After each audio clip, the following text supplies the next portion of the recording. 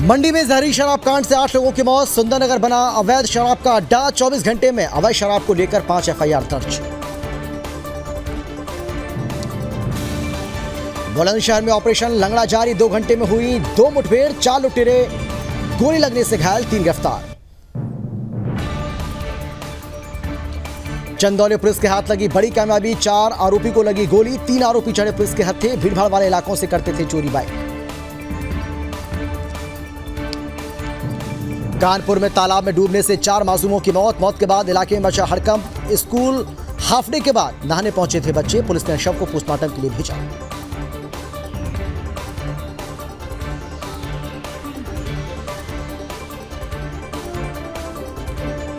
और मन की बात बनी देश की आवाज। पीएम के मन की बात का 100वां एपिसोड बेहद खास रहा। विकास के बाद प्रेरणादायक कहानियों की सौगात। 23 भाषाओं 29 बोलियों में प्रसारण हुआ।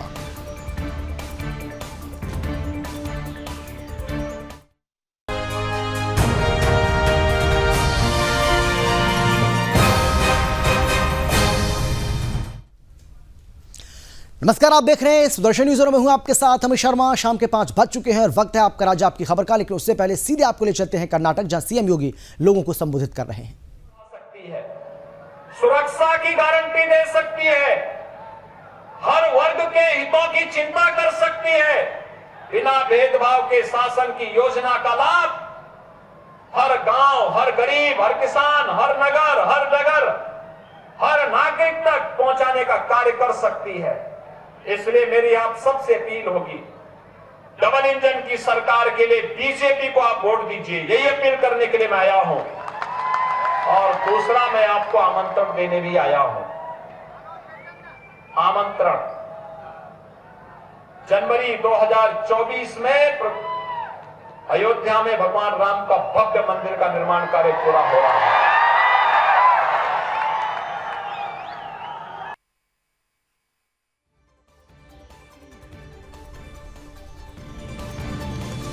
हिमाचल प्रदेश के मंडी में जहरी शराब कांड से 8 लोगों की मौत के 1 साल के बाद फिर से अवैध शराब का अड्डा बन चुका है। बीते 24 घंटे में सुंदरनगर के विभिन्न पुलिस थानों में अवैध शराब को लेकर 5 एफआईआर दर्ज की गई हैं। इसमें से एक प्राथमिकी में सुंदरनगर में पूर्व में शराब का कारोबार करने वाले कारोबारी पर एफआईआर हुई है, जबकि एक अन्य एफआईआर में वर्तमान ठेकेदार पर अपने ठेकों पर बिना लाइसेंस वाली शराब बेचने और खरीदने के आरोप को लेकर दर्ज कराई गई। लेकिन अनधिकृत सोर्स से शराब लोग खरीद रहे हैं, जिसकी गुणवत्ता को लेकर प्रश्न चिन्ह भी खड़े हो रहे हैं और इसे कारोबारियों में वर्चस्व की लड़ाई के तौर पर भी देखा जा रहा है। पुलिस ने मामला दर्ज होने के बावजूद भी आबकारी विभाग भी जाग उठा है। मंडी पुलिस और आबकारी विभाग के सहायक आयुक्त के नेतृत्व में विशेष टीम द्वारा सुंदरनगर में विभिन्न ठेकों से शराब के सैंपल भी भरे गए हैं।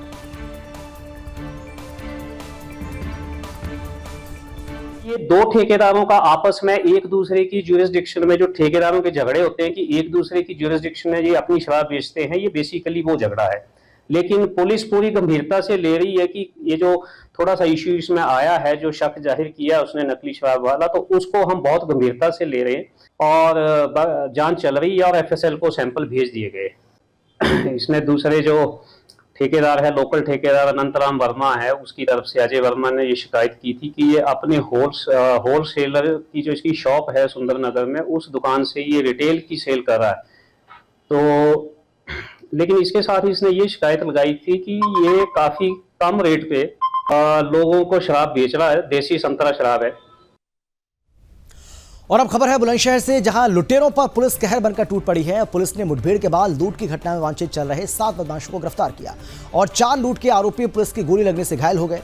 उन्हें अलग अस्पताल में भर्ती कराया गया है। दरअसल एसएसपी इशलोक कुमार ने बताया है कि जनपद के 2 थाना क्षेत्रों में 2 घंटे में 2 पुलिस मुठभेड़ें हुई, जिसमें सिकंदराबाद में 2 लुटेरे को गोली लगी और 2 आरोपियों को घेराबंदी कर गिरफ्तार कर लिया गया। वहीं सियाना कोतवाली क्षेत्र के गांव भर्रा में हुई बदमाशों और पुलिस के बीच मुठभेड़, जिसमें 2 आरोपियों पर गोली लगी है। पुलिस ने लूट के आरोपियों से लूटी गई 2 कार, 1 मोटरसाइकिल, 1 पिस्टल, 4 अवैध तमंचे और दर्जनों जिंदा कारतूस बरामद किए।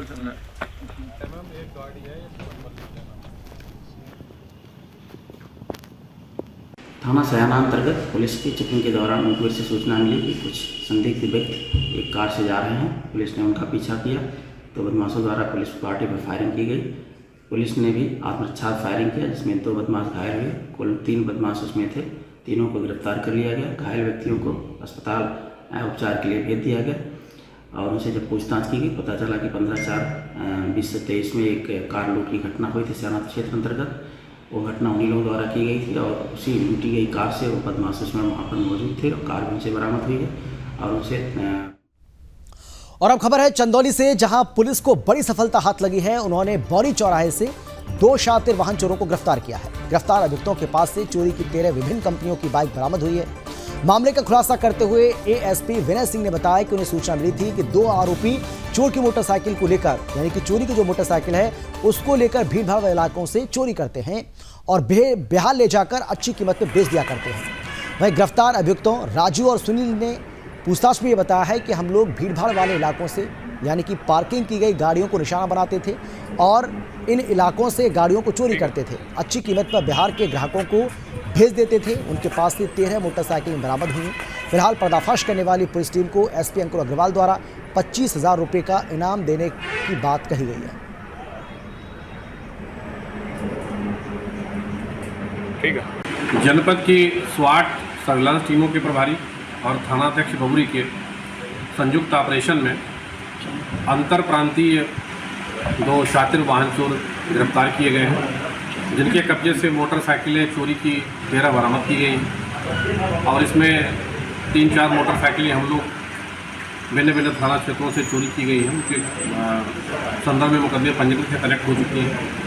शेष चंदौली जनपद के एसपी अंकुर अग्रवाल के निर्देश पर एडिशनल एसपी विनय कुमार और क्षेत्राधिकारी अनुज सिंह के नेतृत्व में बबुरी पुलिस ने बहुत बड़ा खुलासा किया है। इसके साथ साथ स्वाट टीम और सर्विलांस टीम ने बिहार से जो चोरी करने वाले थे, जो 2 अभियुक्तों को गिरफ्तार किया गया है और कैमरामैन से कहेंगे दिखाएं, ये 13 मोटरसाइकिल बबुरी पुलिस ने आज बरामद किया है। बड़ा खुलासा किया है बबुरी पुलिस ने। और ऐसे अब क्या जो चोरी करने वाले हैं इनको एक कमर टूटी है और ये रामगढ़ थाना क्षेत्र के महुअर के रहने वाले हैं और अभी आगे भी 2-3 लोग जो फरार हैं उनको भी जल्दी पुलिस गिरफ्तार करेगी, जिसको पुलिस अधीक्षक अंकुर अग्रवाल ने 25,000 का इनाम दिया है पुलिस टीम को। कैमरा में जितेंद्र प्रशांत सिंह, जनपद चंदौली। और अब खबर है कानपुर से, जहां नरवल तहसील में हुए दर्दनाक हादसे में 4 मासूम बच्चों की तालाब में डूबने से मौत हो गई है। एक साथ 4 बच्चों की मौत के बाद इलाके में हड़कंप मच गया। ग्रामीणों की सूचना पर पुलिस भी मौके पर पहुंची। जानकारी के मुताबिक नरवल तहसील के मुख्यालय परिसर में नवनिर्मित अमृत तालाब बना है। यहां पर तालाब में उतरने या फिर नहाने पर कोई रोक नहीं लगाई गई। इसके चलते नहाने के दौरान 4 बच्चों की डूबने से मौत हो गई। बताया ये भी जा रहा है कि स्कूल में हाफ डे के बाद ये 4 बच्चे नहाने पहुंच गए थे। सूचना पर पहुंची पुलिस ने 4 बच्चों के शव को तालाब से बाहर निकाला। इसके बाद सरसौल भेजा, जहां डॉक्टरों ने 4 को मृत घोषित कर दिया। इस हादसे में मरने वालों में सक्षम और अभय, जो कि प्राइवेट स्कूल में पढ़ते थे, वहीं कृष्णा और दिव्यांश इंटर कॉलेज के कक्षा 7 के छात्र थे।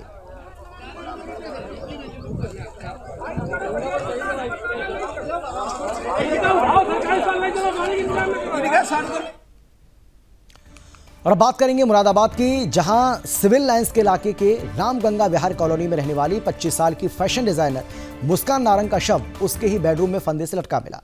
मुंबई में रहकर फैशन डिजाइनिंग का काम करने वाली मुस्कान होली पर मुंबई से घर आई थी। तब से मुस्कान वापस मुंबई नहीं गई।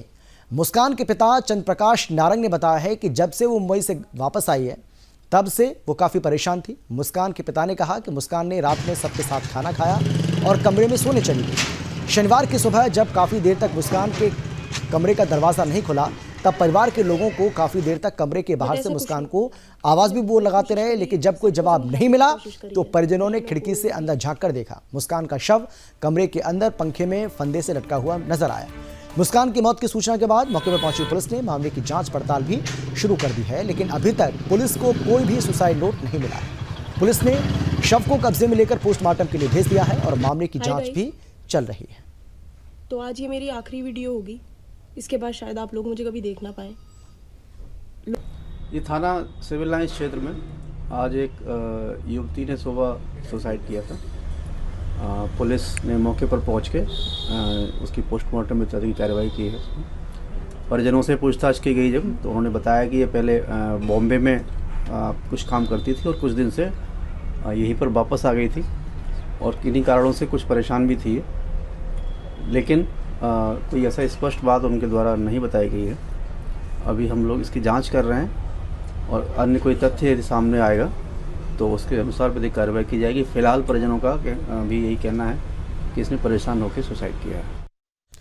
और अब खबर है कानपुर से, जहां बीजेपी अल्पसंख्यक मोर्चा के राष्ट्रीय अध्यक्ष जमाल सिद्दीकी ने पत्रकार वार्ता में कहा है कि सपा, कांग्रेस और बसपा ने यह भ्रम फैलाया हुआ था कि बीजेपी मुसलमानों से परहेज करती है, लेकिन प्रधानमंत्री नरेंद्र मोदी और मुख्यमंत्री योगी आदित्यनाथ की सरकार ये भ्रम दूर कर चुकी है।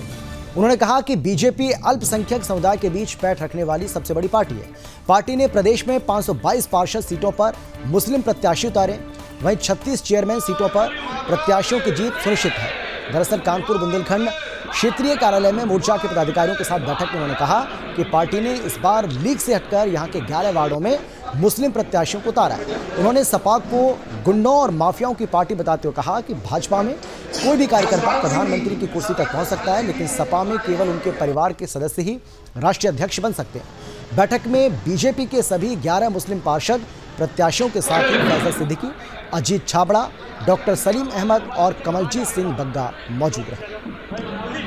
एक मिनट भैया।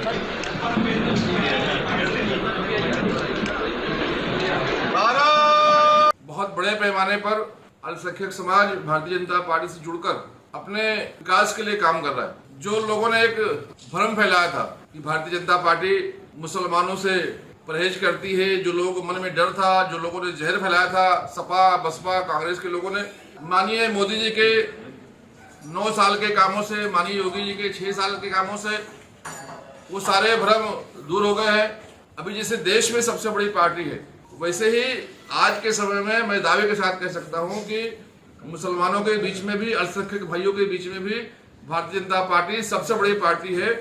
और कानपुर में विधायक सुरेंद्र मैथानी और जिलाध्यक्ष सुनील बजाज ने मोदी जी के 100वें मन की बात कार्यक्रम को आम जनता के साथ सुना। वहीं विधायक सुरेंद्र मैथानी ने कहा है कि मोदी जी के मन की बात, जो पूरी तरह से गैर राजनीतिक है, उनको सुनने से और उसको सुनने से कोई भी प्राकृतिक आपदा भी हमको नहीं रोक सकती। और मोदी जी ने ये साबित कर दिया है कि केवल वोट के लिए राजनीति नहीं की जाती, बल्कि रचनात्मक और देश को आगे बढ़ाने और समाज को एकजुट कर सेवा के भाव को उत्पन्न करने के लिए भी इस प्रकार के कार्यक्रमों को करना चाहिए। इस दौरान जिलाध्यक्ष सुनील बजाज, मंडल अध्यक्ष अरविंद सिंह के साथ ही तमाम लोग मौजूद रहे। 100 एपिसोड की शानदार जर्नी के लिए शुभकामनाएं दी। साथ में उन्होंने कुछ सवाल भी। देखिए, मोदी जी के 100वें मन की बात, ये देश ही नहीं पूरी दुनिया में इस बात की तारीफ हो रही है कि जिस प्रकार से भारत हमारा नौजवान देश है, और मोदी जी ने पहली बार ये दिखा दिया इस आज़ाद भारत के इतिहास में कि प्रत्येक काम मात्र वोट के लिए नहीं किया जाता, रचनात्मक कार्य भी किए जाते हैं। जिस प्रकार उन्होंने समाज में, पूरे देश में सेवा के भाव को उत्पन्न किया और दूर सुदूर क्षेत्र के लोगों के, जो हमारे गांव में जो प्रतिभाएं छुपी हुई थी, उनको भी आगे लेकर के। ग्रेटर नोएडा स्थित गौर सिटी 2 14th एवेन्यू में हाल ही में आग लगने की घटना सामने आई थी। अब एक बार फिर से ये सोसाइटी सुर्खियों में है। दरअसल सोसाइटी के मेंटेनेंस डिपार्टमेंट की तरफ से सोसाइटी में संचालित होने वाले प्लेवे स्कूलों की अचानक से बिजली और पानी की सप्लाई को बंद कर दिया गया, जिसे लेकर सोसाइटी वासियों और प्लेवे स्कूल संचालकों में खासा रोष देखने को मिल रहा है। उनका आरोप है कि बिना नोटिस दिए प्लेवे स्कूलों, डे केयर की लाइट और पानी को बंद कर दिया गया, जिससे इस भीषण गर्मी में उन्हें दिक्कतों का सामना करना पड़ रहा है। हालांकि जब सुदर्शन न्यूज़ ने इसे लेकर मेंटेनेंस इंचार्ज संतोष पांडे से बातचीत की, तो उन्होंने कहा कि सुप्रीम कोर्ट का आदेश है कि किसी भी हाउसिंग सोसाइटी में कमर्शियल एक्टिविटीज़ नहीं होनी चाहिए, उसके मुताबिक ही कार्रवाई की गई है। मेंटेनेंस डिपार्टमेंट की तरफ से इन लोगों को कई बार नोटिस भी दिया गया, लेकिन जब उन्होंने नोटिस पर कोई जवाब नहीं दिया, उसके बाद ये कदम उठाया गया। उधर प्लेवे स्कूल संचालकों का कहना है कि उन्हें कोई नोटिस नहीं दिया गया। हमारी ये स्कूल और डे केयर पिछले 5 साल से लगातार चल रहे हैं, अचानक से मेंटेनेंस डिपार्टमेंट की ओर से कार्रवाई क्यों की गई? वहीं मामले को लेकर प्लेवे स्कूल और डे केयर संचालक बिसरख थाने पहुंचे और थाना प्रभारी अनिल कुमार को ज्ञापन सौंपकर समस्या के उचित समाधान की मांग की है। हालांकि जानकारी ये मिल रही है कि सुदर्शन न्यूज़ की खबर दिखाए जाने के बाद मेंटेनेंस डिपार्टमेंट ने कुछ समय के लिए बिजली को बहाल कर दिया है।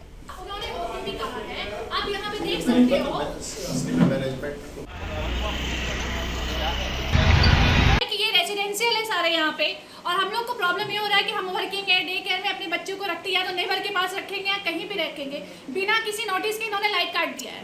यहाँ पे एक प्रेग्नेंट लेडी खड़ी है, बच्चों के साथ खड़े हैं, थोड़ा सा भी मान्यता नहीं, सब वो नहीं है कि इनका लाइट दे। पानी और बिजली आप नहीं काट सकते हो, ये बेसिक नेसेसिटी है।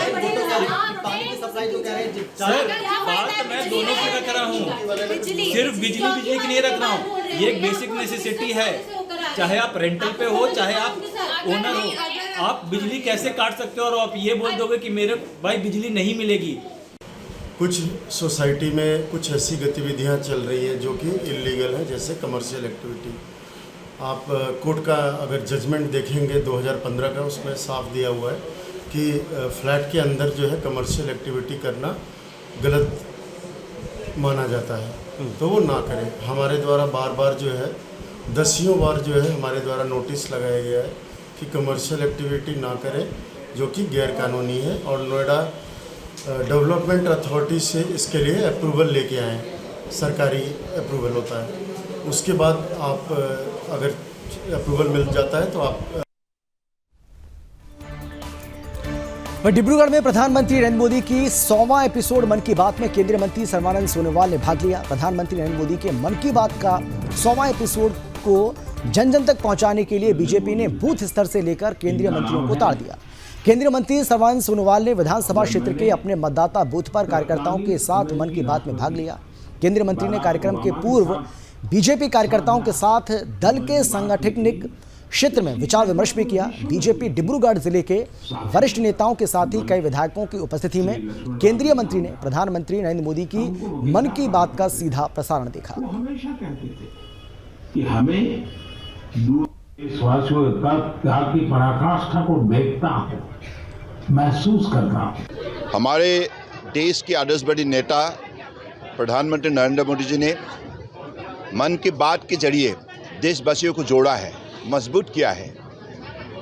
देश की हर नागरिक को उन्होंने शक्ति दी है, हिम्मत दी है, हौसला दी है, दिशा दी है। और आज आप लोगों ने देखी है कि इसकी लोकप्रियता दिनों दिन बढ़ रहा है, क्योंकि आज सिर्फ देश के अंदर ही नहीं, दुनिया की एक चर्चा का विषय है मन की बात। हरियाणा के रेवाड़ी में दिल्ली जयपुर हाईवे पर खेड़ा बॉर्डर के पास रविवार सुबह पुलिस और बदमाशों के बीच में मुठभेड़ हो गई। दरअसल अपहरण के मामले में पुलिस बदमाशों का पीछा कर रही थी, वहीं बदमाशों ने पुलिस पर फायरिंग कर दी और बदमाशों की गोली पेट्रोल पंप के सेल्समैन के सिर में लगी, जिससे वो गंभीर रूप से घायल हो गए। बदमाश अपनी स्कॉर्पियो मौके पर ही छोड़कर फरार हो गए। जानकारी के अनुसार जींद में एक युवक के अपहरण के मामले में पुलिस की टीम बदमाशों का पीछा कर रही थी। बदमाश स्कॉर्पियो गाड़ी में सवार थे। रविवार सुबह करीब 4 बजे बदमाश हाईवे स्थित पेट्रोल पंप पर अपनी गाड़ी में तेल डलवा रहे थे।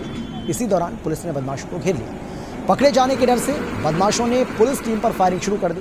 बदमाशों की ओर से की गई फायरिंग में पेट्रोल पंप का सेल्समैन गोली लगने से घायल हो गया और 4 बदमाश स्कॉर्पियो गाड़ी को पेट्रोल पंप पर ही छोड़कर अंधेरे में फरार हो गए। पुलिस और बदमाशों के बीच मुठभेड़ की सूचना के बाद हड़कंप मच गया।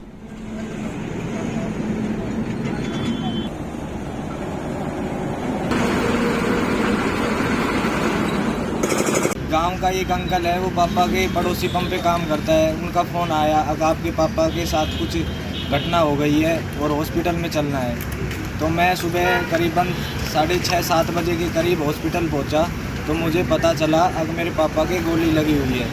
और जब देखा तो वो बोल नहीं पा रहे थे। उनकी खबर है मध्य प्रदेश के टीकमगढ़ से, जहां जिले में खराब मौसम और रुक रुक कर हो रही बारिश के कृषि उपज मंडियों में रखा किसानों का अनाज खराब हो रहा है। शासन की ओर से किसानों की सुविधा के लिए कृषि मंडियों में टीन शेड बनाए गए हैं, लेकिन टीन शेड में व्यापारियों का कब्जा है।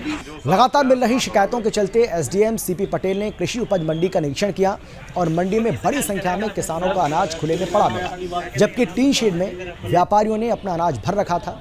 इसके अलावा मौके का फायदा उठाकर कई लोग औने पौने दाम पर किसानों का अनाज खरीदने की फिराक में थे। निरीक्षण के दौरान एसडीएम ने मंडी सचिव को मौके पर बुलाया। इसके अलावा सभी व्यापारियों को बुलाकर मंडी परिसर में बने टीन शेड से अपने अनाज को उठाने की हिदायत दी। उन्होंने कहा कि शासन ने किसानों की सुविधा के लिए टीन शेड बनाए और इसीलिए तत्काल सभी व्यापारी अपना अपना अनाज अपने गोदामों में रखकर टीन शेड खाली करें।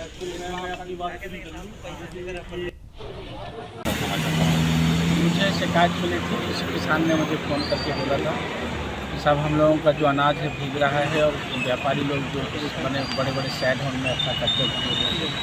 मैं तुरंत फील्ड में था, वहाँ से लौट करके आया और मैंने देखा यहाँ पर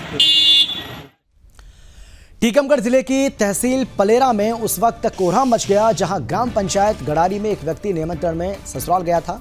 उस दौरान किसी बात को लेकर थोड़ी कहासुनी हो गई, जिसके बाद उसने शराब पी और फिर गांव के बाहर जाकर कैरोसिन डालकर आग लगाई। तत्काल सामुदायिक स्वास्थ्य केंद्र हरपालपुर उसको लाया गया, जहां से डॉक्टरों ने झांसी के लिए रेफर कर दिया, जहां रास्ते में ही उसकी मौत हो गई। घटना पर तत्काल पुलिस मौके पर पहुंची और आपको बता दें कि पोस्टमार्टम के लिए भेज दिया। वहीं अब परिजनों का कहना है कि हमारे लड़के को कैरोसिन डालकर जला दिया गया। फिलहाल सीओ ने इस घटना को संज्ञान में लेते हुए जांच के आदेश जारी किए हैं।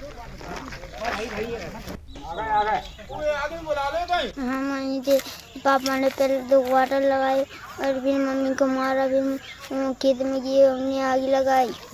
किसने लगाई आग? उन्हीं ने अपने हाथ। पापा ने कहाँ पर लगाई? घर के खेत में? खेत में। अच्छा, खेत में लगाई। तुम्हें कब पता चला? तुम वहीं पास में थी क्या? वहीं थे। अच्छा, पास में थी। रात में लगाई कि दिन में? जब ये ऐसे ही शाम हो गई थी। हमको नहीं पता, फोन आया था तो हमने बताया, बोले पापा कह देना के और के जहन ने मोटरसाइकिल बाहर डाली और मोबाइल फोड़ा रहा है जिन्ना। और इसी के साथ इस बुलेटिन में फिलहाल इतना ही, लेकिन देश और दुनिया की बाकी खबरों के लिए आप देखते रहिए सुदर्शन न्यूज़। नमस्कार।